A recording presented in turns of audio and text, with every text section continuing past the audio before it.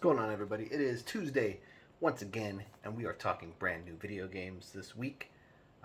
This is the last, I guess, full week of March, which means it's the end of my birthday month. And man, it feels great to be 41. I gotta tell you, definitely feeling better as I get older, not worse. It's kind of a flip of how everybody else is. They usually feel shitty as they get older. No, I'm feeling great. Feel so much better now than I did when I was 21. Hands down. Yeah. So to celebrate, of course, we've got our last Star Wars figure of the this month thing. So I'm going to open this now. Feel free to fast forward to where I actually talk about what the new games are if you like. If you remember, first I got Finn, then I got 2 Rays. So we're going to see what the Star Wars Disney gods give me this time. It is going to be Princess Leia, I think. Yeah. Princess Leia Organa, or General Organa, as she's known in the new trilogy. Yeah, here she is. Oh look, she's got like rings or some shit. I don't know. Here we go. I guess is that her ring from Han Solo? What a shitty ring. Terrible man. Glad he's dead. That's a spoiler if you haven't seen the movies. Okay, let's talk about new games. Oh shit, what did I do? Alright, here we go. Top game of the week. There's actually 3 top games this week. I couldn't decide on which one to actually call the top game because all 3 are pretty big, I think. So we're just going to go over them real quick. The first game is Ghostwire Tokyo, coming out on PC and PS5. It's kind of an interesting game. Story behind the game. It's made by Tango Gameworks, who are owned by Bethesda, who are owned by Microsoft. So you're wondering, might be thinking, like, why is a Microsoft game exclusive to the PlayStation? Well, they signed a deal before the acquisition happened, so they still had to honor that commitment to release on PS5. So it'll be on Xbox in like a year.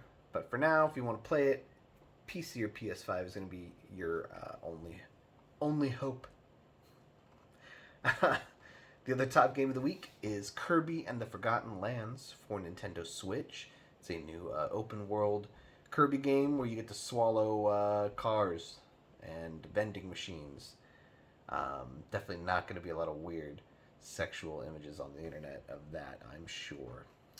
Next we have Tiny Tina's Wonderlands on PC, PS4, PS5, Xbox One, and Series X and S. This being the only kind of major game that Xbox is getting this week, since Ghostwire and Kirby are exclusive to other consoles. If you're an X boner or a Series X head, then you're gonna want to check out Tiny Tina's Wonderlands. What is that game, you might be saying? Well, it's a spin-off of Borderlands. If you remember, Tiny Tina was a character in Borderlands 2. There was some DLC for that game where you played in like a D&D style campaign that Tiny Tina was running. So this is a full-fledged game in that style. So, yeah, looks fun. Next we have Rune Factory 5 coming to Switch. This is a continuation of that role-playing series that's kind of like a cross between Harvest Moon and a traditional kind of dungeon crawling RPG. Exciting things in this game for this version of the game is that romance options are now open for same-sex couples. So if you're into dudes loving dudes or women loving women, you got it. You got it now. Yeah, just it took them 15 years. I think they were just waiting for the right time. So that's that. Next we have a Memoir Blue on PC, PS4, PS5, Switch, Xbox One, and Series X and S. A new indie game from the people over at Annapurna, the bastions of good taste. Last top game of the week is called Norco. Um, I don't know if it needs that Spanish accent, but I kind of threw that on there. Norco. Um, it's a point and click adventure in like a uh, weird kind of industrial version of Louisiana, and you're like searching for somebody who killed your brother, maybe. I don't know. It looks cool. Ports.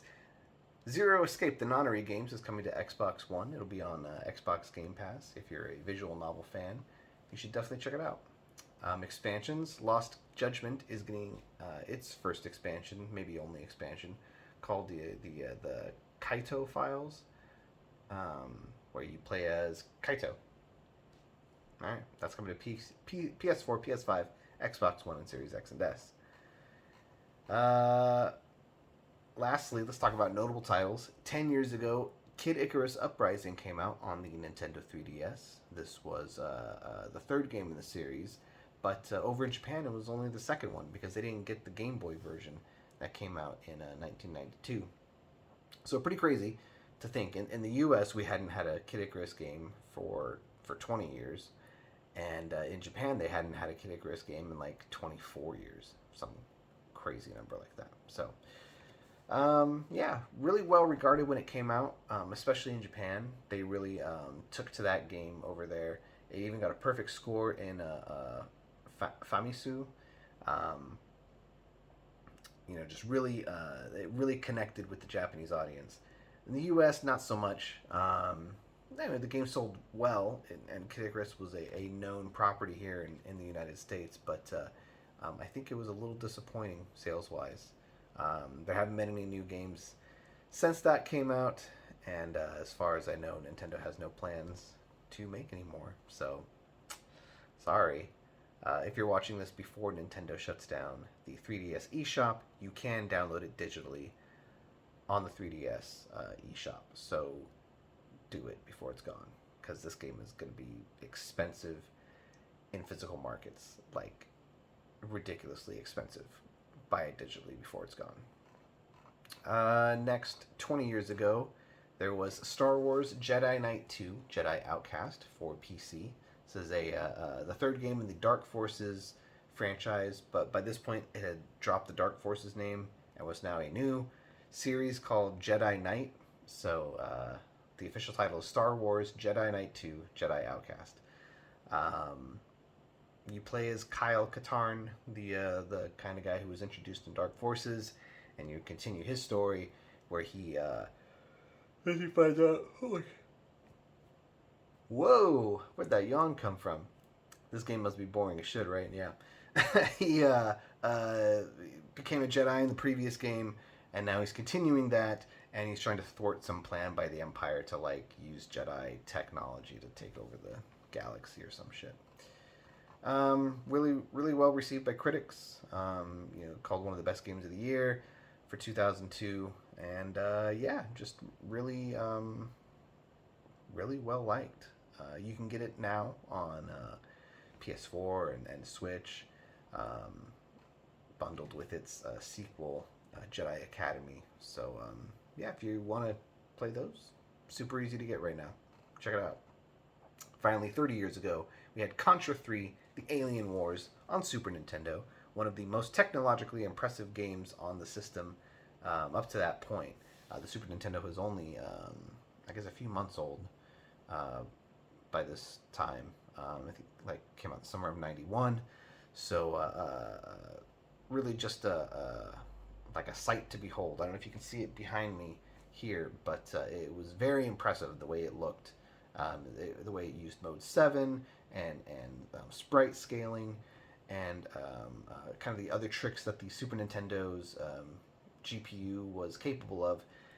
Contra 3 kind of used all those tricks, to make a very very nice looking and a very impressive looking video game. So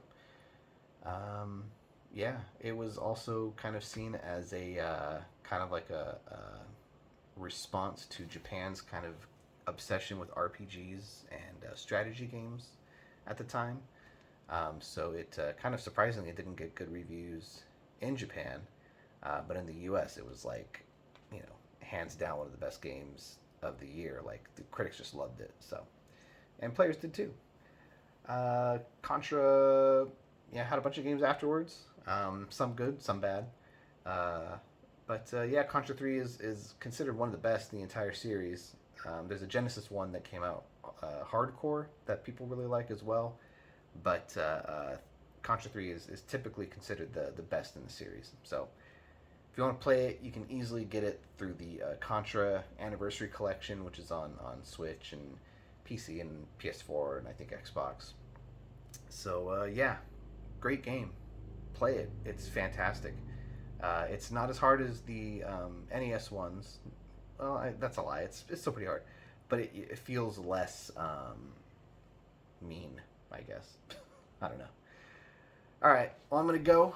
It was great turning 41 this month, and as you can see, I've definitely got gray in the beard and in my hair. So I don't know where you go from there. The grave.